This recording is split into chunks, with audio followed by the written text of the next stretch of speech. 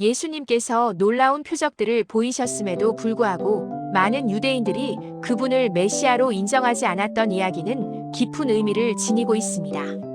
당시 유대인들은 메시아가 오셔서 이스라엘을 모든 고통과 어려움으로부터 회복시키고 세상에 영원한 평화와 번영을 가져다 줄 것이라고 굳게 믿고 있었습니다. 그들은 다윗 왕과 같이 강력하고 정의로운 지도자를 간절히 기대했었죠. 하지만 예수님을 메시아로 받아들이는 데에는 여러 가지 복잡하고 어려운 문제들이 산적해 있었습니다. 주류 유대교는 예수님을 공식적인 메시아로 인정하지 않았습니다. 그 주된 이유는 예수님의 모습과 행적이 구약 성경에 예언된 메시아의 모습과는 다소 차이가 있다고 보았기 때문입니다. 예를 들어 구약 성경에는 메시아가 오면 예루살렘 성전이 웅장하게 재건되고 세상에는 완전한 평화가 찾아올 것이라고 예언되어 있었지만 예수님 시대에는 그러한 일들이 실제로 일어나지 않았습니다. 또한 예수님께서 스스로를 하나님의 아들이라고 칭하시는 것은 유대교 율법에 명백히 어긋나는 신성 모독이라고 여겨졌습니다. 유대교는 유일신 신앙을 가장 중요하게 여기기 때문입니다.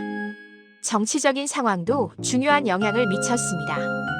당시 많은 유대인들은 메시아가 로마 제국의 압제로부터 이스라엘 민족을 해방시켜줄 강력한 정치적 지도자가 될 것이라고 굳게 믿고 있었습니다. 하지만 예수님은 그러한 정치적인 역할을 수행하지 않으셨습니다. 오히려 사랑과 용서, 그리고 영적인 가치를 강조하며 가르치셨죠. 일각에서는 예수님이 다윗 왕의 직계 혈통을 잊지 못했다는 주장도 제기되었습니다. 이러한 여러 가지 이유들로 인해 당시 주류 유대교는 예수님을 메시아로 선뜻 받아들이지 못했던 것입니다. 그러나 메시아닉 유대교라는 또 다른 중요한 흐름이 존재합니다. 이들은 예수님을 메시아, 즉 그리스도로 믿는 유대인들을 지칭합니다. 메시아닉 유대교는 19세기와 20세기에 걸쳐 기독교 선교 활동을 통해 시작되었으며 특히 북미 지역을 중심으로 활발하게 활동하고 있습니다. 메시아닉 유대인들은 자신들의 유대인으로서의 정체성을 굳건히 유지하면서 유대교의 전통과 문화를 존중하고 지키며 예수님을 따르고 있습니다. 그들은 종종 자신들을 완성된 유대인이라고 부르기도 합니다. 메시아닉 유대인들은 히브리 성경, 즉 구약 성경과 신약 성경 모두를 하나님의 말씀으로 믿으며 예수 그리스도를 통해 구원을 얻는다고 믿습니다.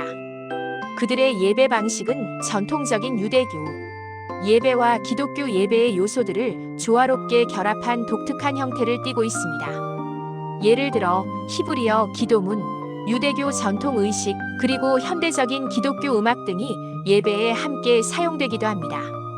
하지만 주류 유대교에서는 메시아닉 유대교를 유대교의 한 분파 또는 한 형태로 공식적으로 인정하지 않고 있습니다. 그들은 메시아닉 유대교를 기독교의 한 분파로 간주하는 경향이 있습니다. 초대 교회 시대 초기에는 상당수의 유대인들이 예수님을 메시아로 믿고 따랐습니다. 예수님 자신도 유대인이셨고 그의 첫 번째 제자들 역시 모두 유대인이었습니다.